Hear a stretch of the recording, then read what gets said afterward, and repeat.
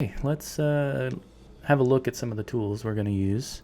I've got the Docker website pulled up here, and we're going to use Docker along with VSCode to help us do our Ansible development, create a workshop. The nice thing with Docker is you can make these projects very portable. They can work the same way on a Windows machine as they would on a Mac. You can even port them over to Linux. VSCode works on all three of those platforms. So I am at the Docker Hub just to kind of give you an idea what it looks like. I'm going to use Ubuntu Docker container, the official image here. I've already got it downloaded into my Docker application, and we're just going to kind of walk through what all that looks like. You'll need to create an account on Docker, but you can install the Docker application and go here and have these things pushed down to your computer so that you have these images available whenever you need them. These are the local containers that you would have downloaded from Docker Hub. And down here at the bottom, I've got my Ubuntu. You can see it's in use. I'm using this in other Dockers, but we can spin up a new one just by clicking the run.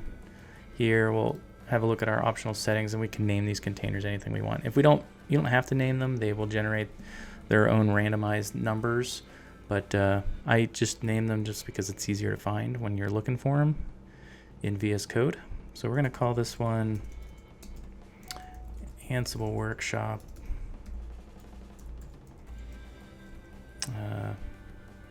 Docker. How's that sound? Okay. We're not going to do any of these volume paths. We're going to leave those blank. Not going to need those, but there are situations where you might find that useful. You can actually map the Docker folder to an actual location on your hard drive. All right, let's click run. That's going to build that container with whatever the latest Ubuntu release is on Docker Hub. And so we can see that that's up and running. You should see that we have a new Docker in our other containers right here. Perfect. All right, so we're going to attach this window to this Docker container that we have just set up. And you'll see this little plus sign, looks like a folder with a plus sign over it. That is attached to container. So we'll click that, and that will open a new window, a new VS Code window. So let me switch to that. Okay, so that popped up a new window. Here is the new window. Had to get it set up. So what you'll see on the left-hand side now is we have this open editor. So anytime you have a tab open here, it'll show in this open editors area, and then underneath that is going to be your folder organization. So right now, if you see at the bottom of VS Code, you may not have the terminal open. To open that, you can just click terminal, new terminal. It'll open it here at the bottom, but you'll notice the terminal is sitting at home, and we are in root user. So what we'll want to do is we're going to right click over in this area here, create a new folder for our project. Just call it Ansible Workshop. So all of our files are going to be organized under here. Our next piece is getting Ansible set up and installed. All right, so we've got our container attached to VS Code. We're now going to, I just did apt update. So what we'll do now is get our dependencies installed. First thing we're going to install is Python 3 PIP. That's a package installer, and then we're going to also install Python 3 virtual environment, both of which we'll be making use of in this section. We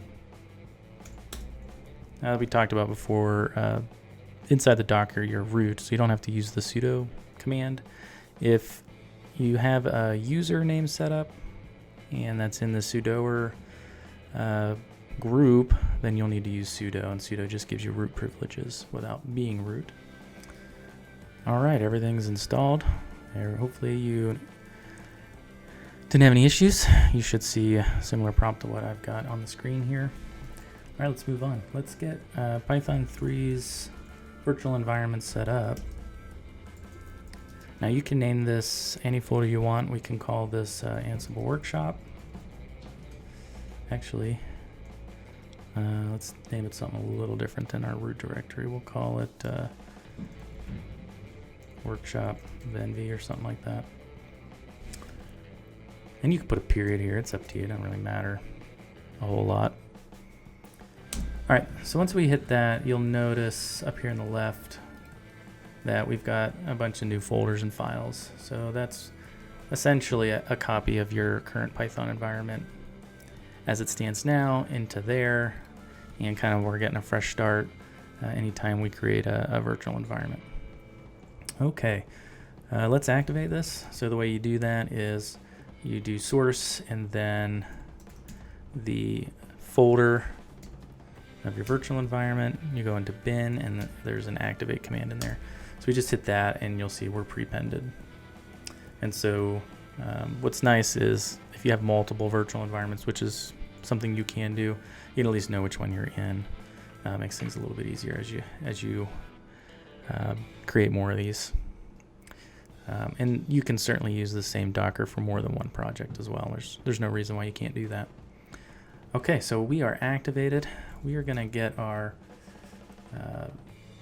Ansible installed. The first thing we want to do though is we want to install wheel on these virtual environments as you set at first setup. It's real quick. Once you've got that little dependency in there, then we'll have a lot less problems down the road. So let's do Ansible and get that installed. I'll take a couple minutes to download and install, and we'll come back as soon as that's finished up.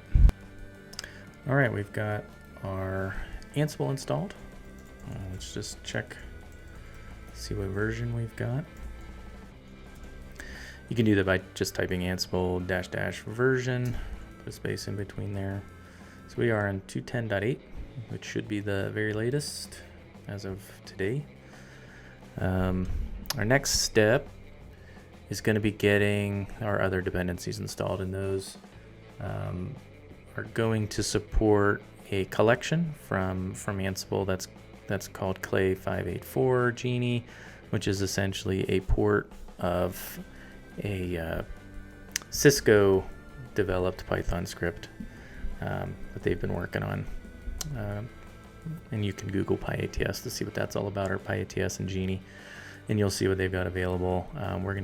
We would use that website where they kind of list all of the commands that are parsable from a Cisco standpoint, and essentially that's all it does is it takes show commands, parses them out, and puts them into serialized type data that you can reuse with Ansible or Python. So like a show VLAN would be a good example. It takes the output of that and actually puts it into a hierarchical structure that you can actually use. And we'll take a look at that later, but that's what that stuff will do. So let's get that stuff installed. And those three things are going to be PyATS, Genie, and Colorama are the three dependencies for Clay's port of PyATS and Genie into Ansible. So we'll get those installed. It's going to download some stuff. I'm going to pause while it does that. All right, everything is finished up. You should have similar screen to what we're reading here. Everything should have successfully installed, hopefully. We did everything in the right order. Shouldn't get any red text.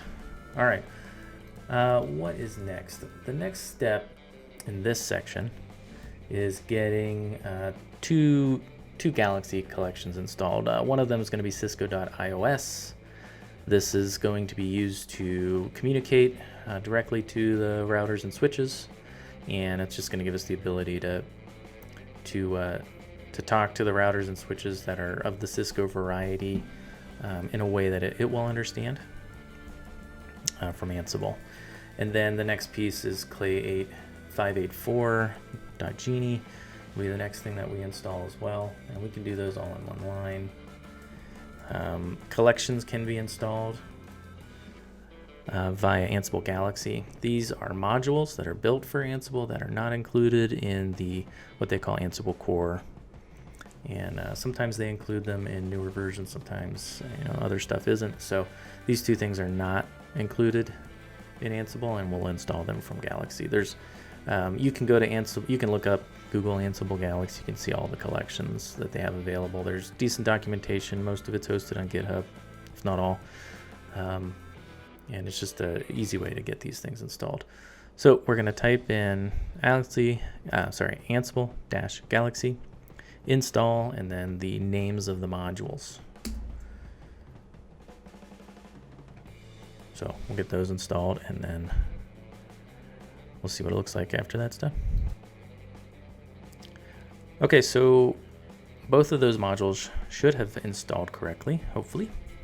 So now we'll be able to use the Cisco iOS module to talk to our routers and switches, and then we'll be able to use Genie to parse output commands that we can use for some validations.